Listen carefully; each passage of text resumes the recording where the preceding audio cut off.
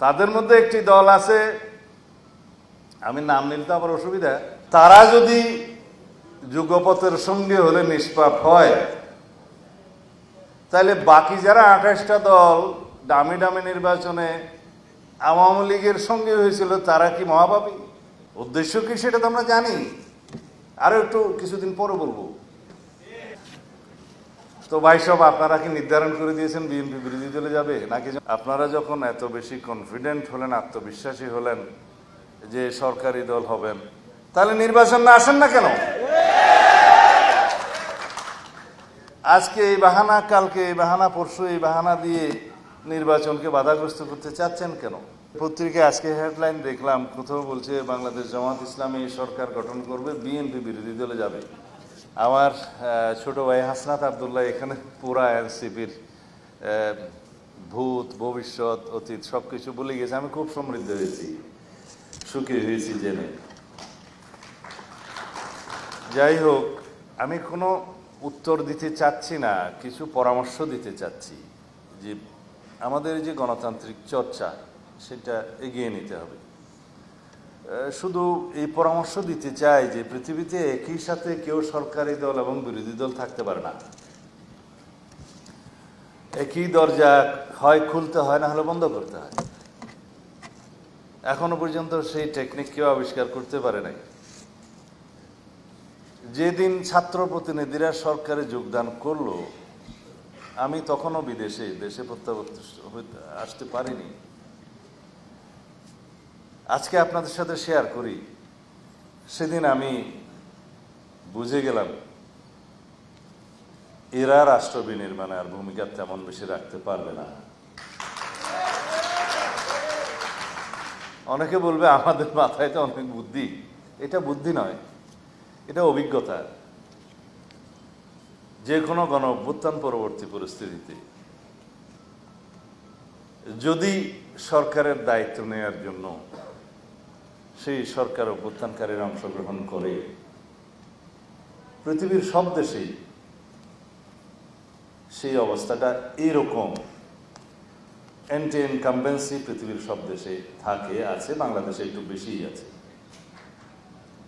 সরকার বিরোধী মনোভাবটা সবসময় জনগণের মধ্যে থাকে। যে কোনো ব্যর্থতার জন্য প্রথমেই সরকারের দিকে আঙুল তুলে, এই জন্য সরকার দায়ী।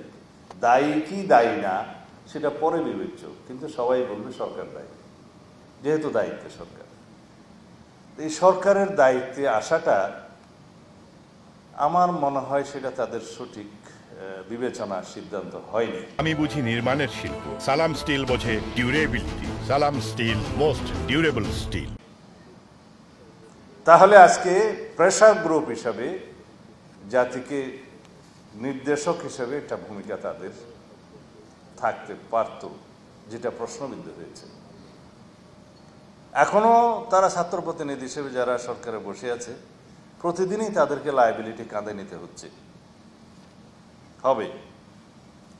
যাই হোক, ওদেরকে আমি সরে আসার জন্য আহ্বান নিজেরা জানালে তো হবে না, তাগিদটা নিজেদেরকে নিতে হবে। আর আমাদের কিছু কিছু ইতিহাস আছে পার্লামেন্টারি।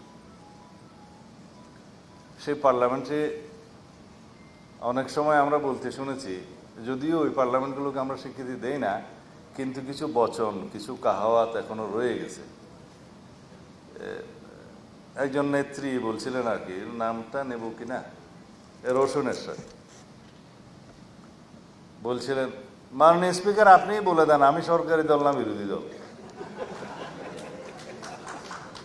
এইরকম কোনো চর্চা যেন আমরা ভবিষ্যতে না দেখি। বিরোধী দল সেটা যত সংখ্যা কম হোক, বিরোধী দলের একটা বিশেষ গুরুত্ব পার্লামেন্টে থাকে। সেটা 5 জনের হোক, 10 জনের হোক, 50 জনের হোক, 100 জনের হোক, বিরোধী দল বিরোধী দল। কালকে কয়েকটা সমাবেশ হয়েছে সারা দেশে, বিভিন্ন বিভাগ পর্যায়ে। এটা পত্রিকায় আজকে হেডলাইন দেখলাম, কোথাও বলছে বাংলাদেশ জামাত ইসলামী সরকার গঠন করবে, বিএনপি বিরোধী দলে যাবে। তো ভাই সব আপনারা কি নির্ধারণ করে দিয়েছেন বিএনপি বিরোধী দলে যাবে নাকি জনগণ করবে? কিন্তু আমার জবাবটা এখানে সেরকম না। আমার জবাব হলো, আপনারা যখন এত বেশি কনফিডেন্ট হলেন, আত্মবিশ্বাসী হলেন যে সরকারি দল হবেন, তাহলে নির্বাচন না আসেন না কেন? আজকে এই বাহানা, কালকে এই বাহানা, পরশু এই বাহানা দিয়ে নির্বাচনকে বাধাগ্রস্ত করতে চাচ্ছেন কেন? উদ্দেশ্য কি সেটা তো আমরা জানি, আরো একটু কিছুদিন পরে বলবো। কাদেরকে নিয়ে আপনারা আন্দোলন করছেন এখন যুগপথের সঙ্গে, সেটা জনগণ দেখছে। তাদের মধ্যে একটি দল আছে, আমি নাম নিলে তো আবার অসুবিধা, 2024 সালের 7ই জানুয়ারি আমিডামি নির্বাচনে অংশগ্রহণ করেছিল। মার্কাটা বলতে পারি না? না, আচ্ছা, আপাতত এটা থাকলো, কারণ 7টা দলের মধ্যে আপনারা নাম খুঁজে নেবেন।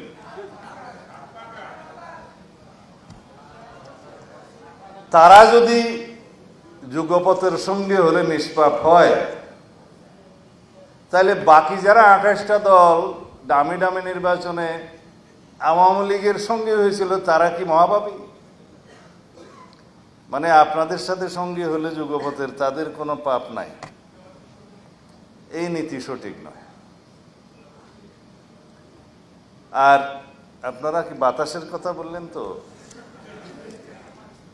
যারা 2024 সালের নির্বাচনে তারা অংশগ্রহণ করার সুযোগ হয় নাই, কিন্তু তার আগের সব নির্বাচনে যারা হাত পাকা দিয়ে বাতাস করেছে তারাও সঙ্গী।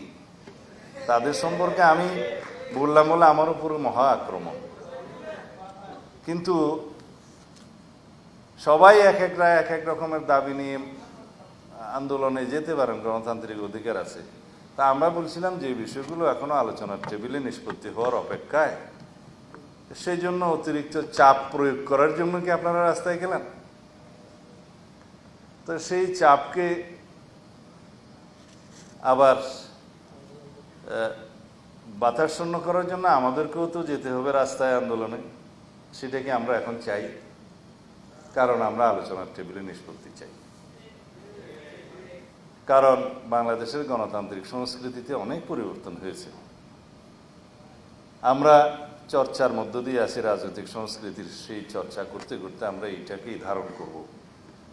আমরা ঐক্যবদ্ধ থাকবো জাতীয় ইস্যুতে, দেশের স্বার্থে ইস্যুতে, স্বাধীনতা, সার্বভৌমত্ব, গণতন্ত্রের ইস্যুতে, যে কোনো জাতীয় বিষয়ে আমরা ঐক্যবদ্ধ থাকব। কিন্তু গণতান্ত্রিক চর্চায় আমাদের মধ্যে বাহাস হবে, মতভিন্নতা হবে, বহুমত পোষণ করব, কিন্তু সেটার নিষ্পত্তি হবে আলোচনার টেবিলে। আলোচনার টেবিল এবং আন্দোলন দুইটা যদি একই ইস্যুতে হয়, তাহলে এটাও স্ববিরোধিতা। কেউ বলছেন পিআর চাই, ঠিক আছে, পিআর যদি চাইতে হয় সেটা তো ডিসাইড করবে জনগণ। আমরা কে কয়টা রাস্তায় মিছিল করলাম, বিভাগীয় পর্যায়ে কে কয়টা সভা করলাম, 1000 2-3 লোক নিয়ে মিছিল করলাম, তাতে কি পিআর প্রতিষ্ঠিত হয়ে গেল? আপনারা নির্বাচনী ইশতেহারে আপনাদের দাবিগুলো উল্লেখ করে নির্বাচনে আসুন। জনগণ যদি আপনাদের পক্ষে রায় দেয়, ইশতেহারের পক্ষে রায় দেয়, আপনারা সেটা বাস্তবায়ন করবেন।